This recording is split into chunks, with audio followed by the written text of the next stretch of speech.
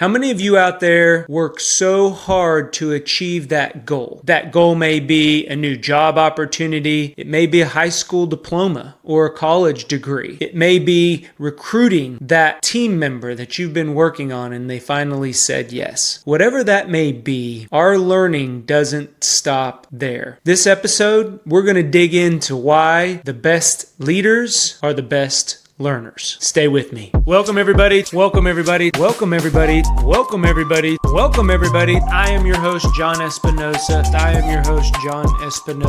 Welcome everybody to the Leaders Leading Leaders podcast. Hey everyone, John here. Welcome to the Leaders Leading Leaders podcast. Today's episode, I am like over the moon excited about. It is all about learning, education, training. I've been in the training business for a very long time, and I have a passion for making sure that others don't experience the same struggles that I had. So when I get in the classroom or I get in front of a group of people very much like this, I want to make sure that they walk away with one takeaway, one lesson, something that they didn't know before that will make their life easier. And one of the things that people struggle with is the fact that they work so hard. They set a goal. They have those milestones, those steps to get there. Maybe it's a certification program. Maybe it's a degree. Maybe it's that they are in sales and they've been working on a big sale and it finally came through. Whatever that looks like, you reach that pinnacle, you achieve that goal, and then what happens? You stop. You stop working hard, you stop putting in those extra hours, you stop developing yourself because you've reached that goal. Many times people are burnt out. It's a lot of energy, a lot of effort that we put into whatever that goal may be. But I'm here to tell you, it's great to take that 24 hours to celebrate your win, to celebrate the achievement that you worked so hard to get to. But then we got to look what's on the horizon. It's always going to be that next hill that we need to climb. And that next hill sometimes is just a little bit higher than the one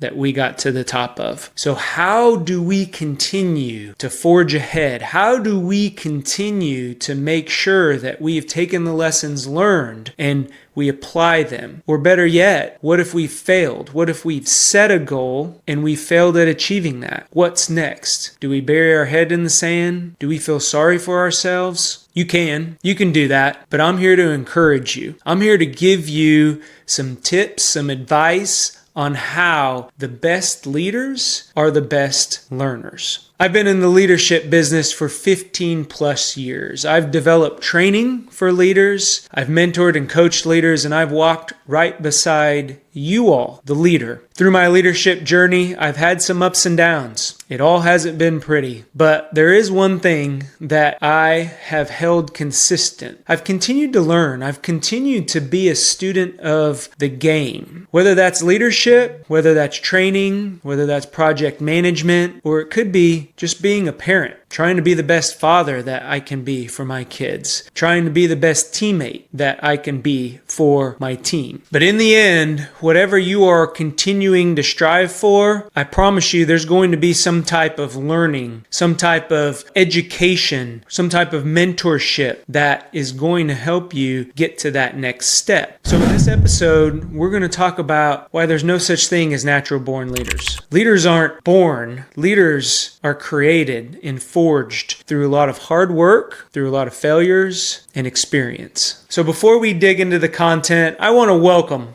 all those new listeners out there to the Go Be Great community. I get excited every time that there's a comment down in the chat and I read them and they say, hey, this is my first podcast. It just warms my heart that whenever I think about the impact that we are making, whether it's the new listeners or it's all you all that continue to check in each episode and listen, we are helping get others to where they are going. So thank you. I appreciate the support. So let's dig into this. When I say there's no such thing as natural born leaders, there are a lot of times that we look on social media and we're scrolling through social media and we see an influencer influencer out there, or maybe you have somebody in your workplace that is leading a team, an organization, a department, or maybe you know somebody, a neighbor, a friend, a parent, a grandparent, and you look up to them. What are those characteristics that you look up to? Is it because they're a good communicator? Are they problem solvers? Do they inspire people? Or do they just listen whenever you have a problem? Whatever that may be,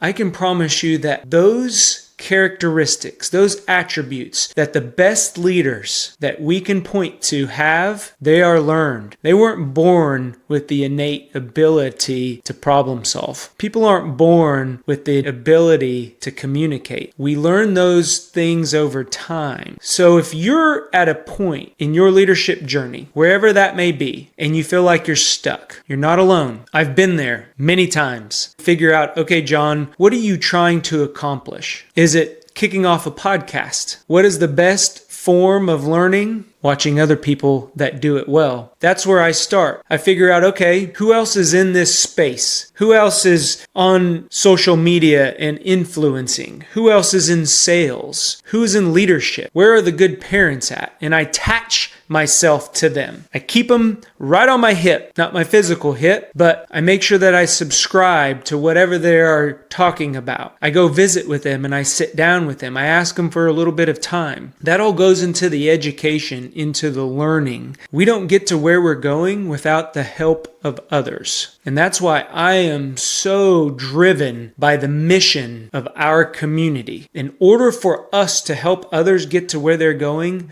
we have to pour into ourselves. We have to overfill our cups. So we have the energy, the perseverance, the commitment, the consistency, and more importantly, the knowledge and the experience to help others not make the same mistakes as we did. One of the things that I wanted to talk to you all about is engage in those activities. As I mentioned, the activities that are going to help us learn how to do whatever we want to do. And that may look different for some of us. I'm a read-write learner, so I like to listen. I like to watch podcasts. I like to listen to audiobooks. But the way that I learn is I journal or I take notes in my phone. You may be a learner out there that once you hear something, it sticks. You only need to hear it one time, or you only need to see it one time. Or you may be somebody out there that has to have multiple exposures to a topic in order for you to apply that topic. With the boom of YouTube, I can go out there if I got to fix a part on my car or I need something around the house that isn't working. What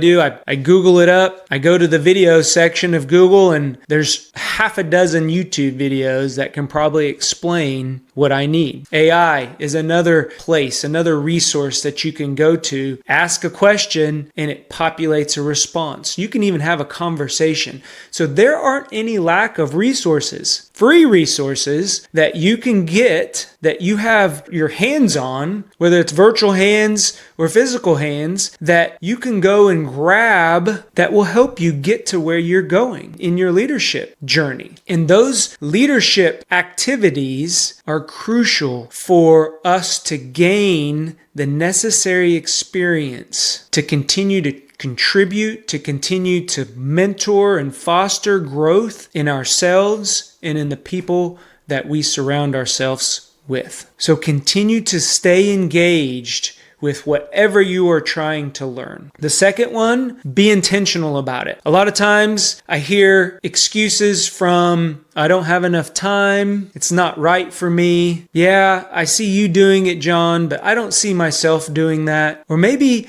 you got your plan set out. You got it all written down. You know what day one looks like. You know what you need to start, and you lack the confidence. You lack the action. You lack whatever it is to step into day one and start going. For me, it was all about this podcast. I planned everything. I created a room, this room, my studio, just for this podcast. And it still took me 6 months to hit record, to get in front of you all and to share my experiences with you all in the hopes that you don't make the same mistakes as I did. to give you the resources to hopefully help you get to where you are going. So whatever excuse you're telling yourself around why you can't develop, why you can't go get that certification, why you can't go get that promotion, why you can't be a better parent, why you can't stop whatever habit that you want to stop, be intentional about the activities, the actions that you are taking. And if you're not taking any action, then you need to ask yourself the question, what's going on and what's preventing me from taking that first step to better myself and those around me? So be intentional. One thing that I see a lot of and I get a lot of questions around is, hey John, I've gone to a conference. It may be a virtual conference or an in-person conference. I've gone to training and you're all excited. You're hyped up about it, right? But maybe you were the only one on your team. I always encourage people to go in pairs to training or conferences